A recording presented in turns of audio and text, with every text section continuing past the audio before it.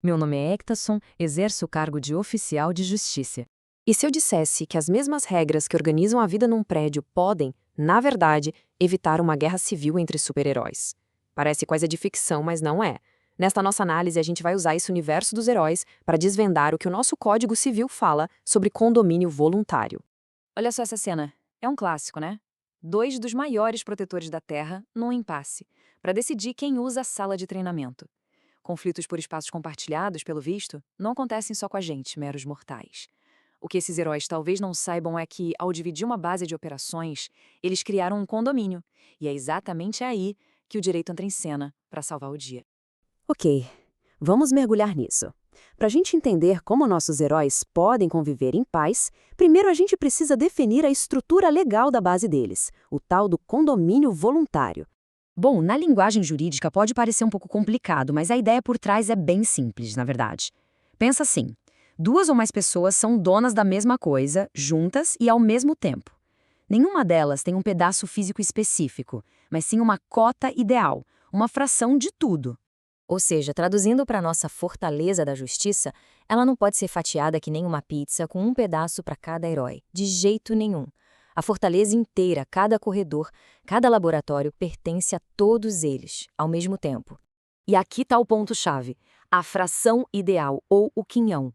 Nenhum herói pode chegar e falar: este laboratório aqui é meu. Não. Ele é dono de uma porcentagem de tudo: do laboratório, do hangar, da sala de reuniões.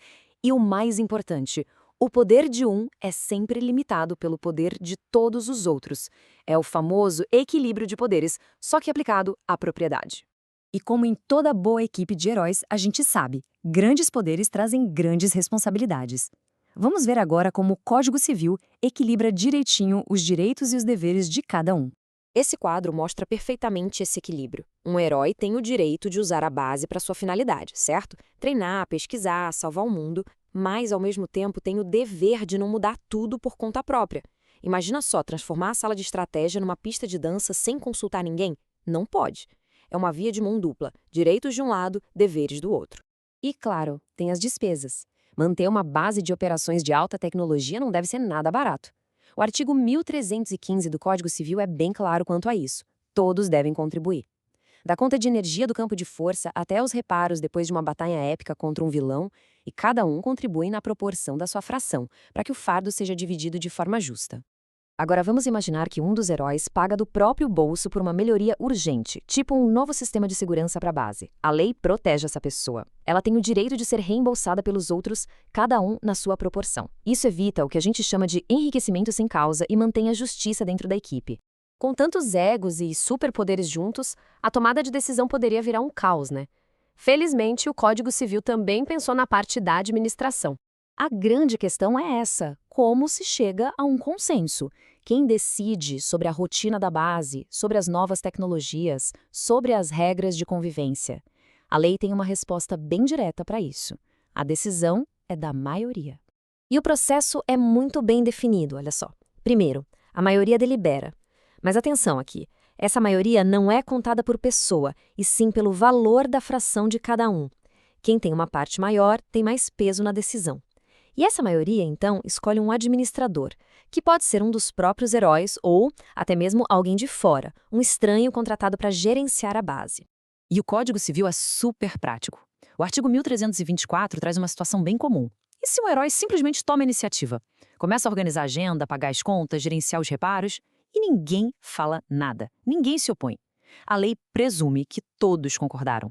Ele se torna ali o representante comum. É a liderança que nasce da ação e do consentimento pelo silêncio. Mas a gente sabe, nem todas as equipes duram para sempre. E se o herói decide seguir carreira solo? Ou se o grupo simplesmente se desfaz? O direito, mais uma vez, tem um plano de saída. Um princípio fundamental é que ninguém pode ser forçado a continuar como coproprietário para sempre. O artigo 1320 é a garantia disso. A qualquer momento, um herdeiro pode chegar e exigir a divisão da base. É um direito de saída que não pode ser legado. Existe uma exceção, claro. A equipe pode fazer um pacto para manter a base unida por um tempo. Só que a lei impõe um limite. Esse acordo de indivisão pode valer por, no máximo, 5 anos. Depois disso, até pode ser renovado. É um jeito de equilibrar a estabilidade do projeto e a liberdade de cada um. Agora a coisa fica interessante. Certos bens, como o supercomputador central da base, simplesmente não podem ser divididos fisicamente sem perder a função. E aí, o que acontece nesses casos? A lei prevê a venda do bem e a divisão do dinheiro. Mas calma, antes de oferecer a parte para um estranho qualquer, a lei cria uma fila de preferência para proteger o grupo original. A ordem é essa. Primeiro, os outros heróis têm a chance de comprar. Se rolar uma disputa entre eles, a preferência é de quem fez as melhorias mais valiosas na base. Agora, se ninguém fez melhoria nenhuma, a vantagem é de quem já tem a maior fração da propriedade. Chegando ao final da nossa análise, a gente percebe que a verdadeira força da equipe não está nos superpoderes individuais, mas na capacidade de cooperar, seguindo regras claras. E essa ideia vem direto de uma decisão do Superior Tribunal de Justiça e resume bem o espírito da lei, sabe? Manter a propriedade entre os membros originais é mais simples e, principalmente, evita conflitos. A lei busca, acima de tudo, a harmonia do grupo. Então, qual é a grande lição da Fortaleza da Justiça? É que viver em um espaço compartilhado é um exercício constante de equilíbrio, que direitos e deveres são dois lados da mesma moeda, que a comunicação é a chave de tudo, e que a lei oferece as regras do jogo, um manual para que a equipe continue focada na sua verdadeira missão, salvar o mundo. E fica a reflexão final. Talvez o maior desafio para os heróis não seja derrotar o próximo grande vilão, mas simplesmente aprender a compartilhar a base de operações.